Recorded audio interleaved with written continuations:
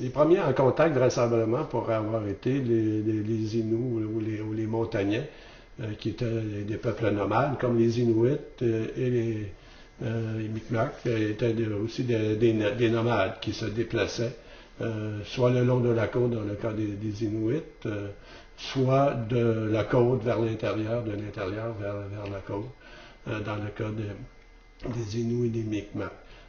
Tandis que les Iroquois avaient une culture et une structure sociale bien différentes. Ils étaient des peuples sédentaires qui pratiquaient l'agriculture et vivaient dans des longues maisons construites avec des billes d'arbres, et des troncs d'arbres et de l'écorce.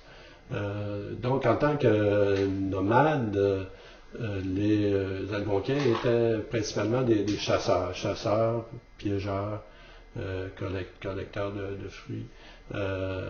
Donc, ils vivaient de l'exploitation.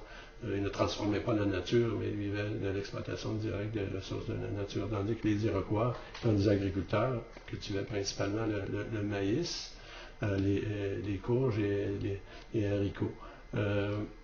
Donc, c'était des économies principalement de subsistance ou d'autosuffisance, mais il y avait aussi des échanges commerciaux à l'intérieur des groupes et entre les groupes, à l'intérieur des groupes algonquins, et entre les Iroquois, les Iroquoiens et les Algonquins.